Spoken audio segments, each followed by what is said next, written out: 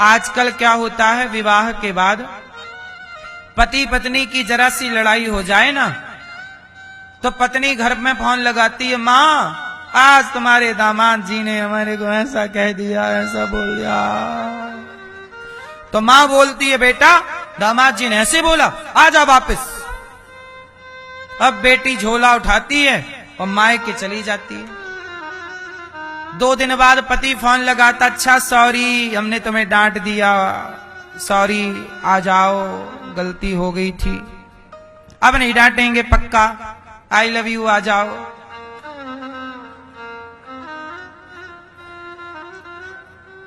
तो बेटी बताती है, माँ माँ देखो फोन आया उनका, सॉरी कह रहे हैं। माँ बोली, बिल्कुल जरूरत नहीं है बात करने की, मत बात कर, दामाद जी नाक रगड़ते आएंगे यहां, मैं दामाद जी से नाक रगड़वाऊंगी, मेरी बेटी को ऐसा क्यों कहा। फिर बेटी माँ के भड़कावे में बहकावे में फोन नहीं लगाती, पति फोन लगाता है तो उठाती नहीं है। दामाद जी आए, गलती हो गई चलो। अब मुझे आप एक बात बताओ, आप कैसी पत्नी हो? आप पत्नी हो और आपका पति आपके घर वालों के आगे आपके लिए गिड़गिड़ा रहा है, तुम्हारी मां कह रही है दामाद जी से नाक रगड़वाऊंगी, तो तुम अपने पति का सम्मान करा रही हो कि अपमान करा रही हो? आप अपने मायके में आपने अपने पति का सम्मान कराया कि अपमान? अरे लड़ाइयां सबके घर होती हैं, हर पति पत्नी लड़ते हैं। इसका मतलब ये नहीं कि तुम मायके बुला के अपने पति को और अपने भाइयों के सामने, अपने पिता के सामने, अपनी मां के सामने तुम अपने पति को जलील करवाओ। जो नारी अपने पति का अपमान कराती है इस तरह सार्वजनिक, वो नारी नरकगामी होती है। अपमान तो पति को भी नहीं करना चाहिए, पत्नी का, पत्नी को भी नहीं करना चाहिए पति का। पर इस तरह से आप अपने पति को नाक रगड़वाओगी तो अच्छी नारियों में आपकी गिनती ना होगी।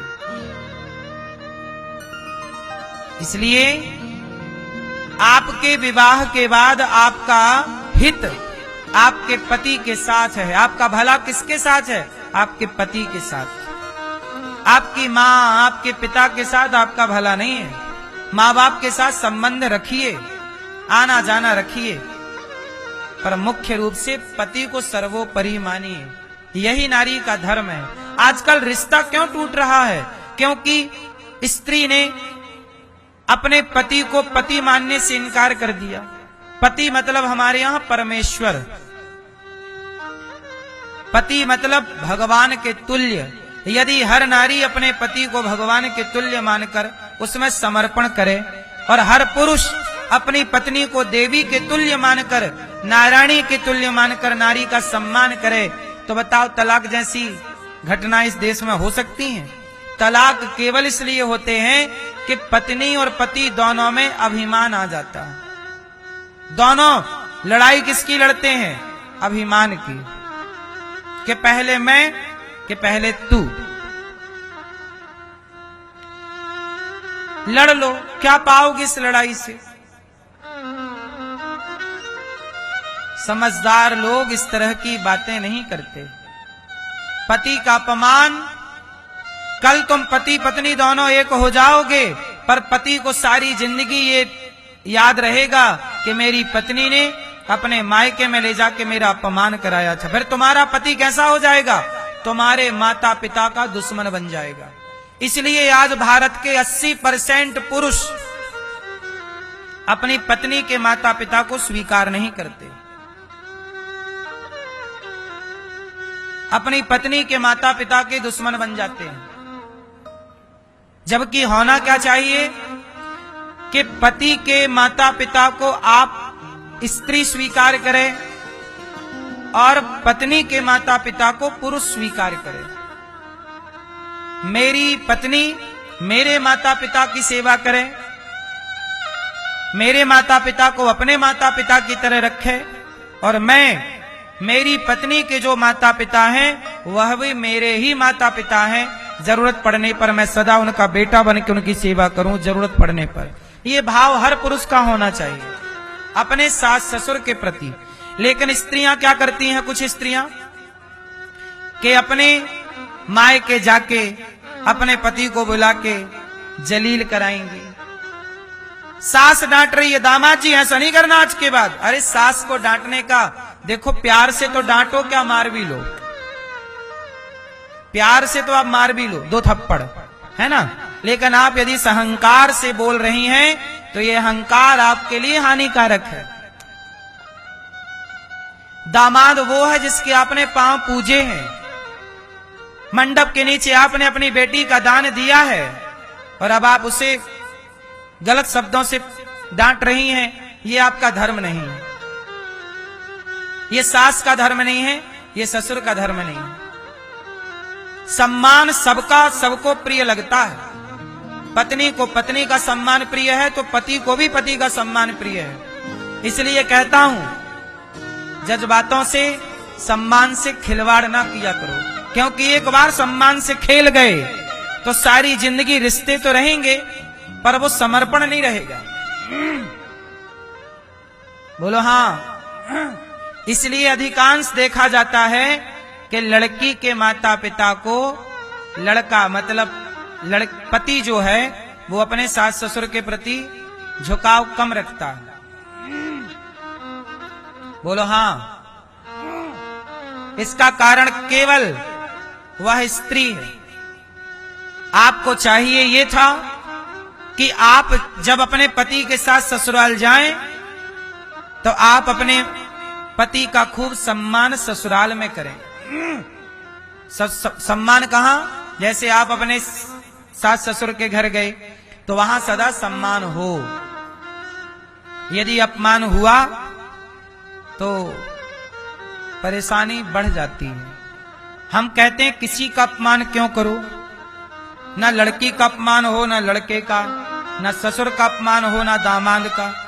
और ये वाली बातें तो बिल्कुल गलत है कि तू बेटी यहीं रह, नाक रगड़ता आएगा दामाद, तो नाक रगड़वा लोगी, फिर सदा के लिए वो नाक रगड़ के तुम्हारी मां का दुश्मन हो जाएगा। बोलो हाँ कि ना?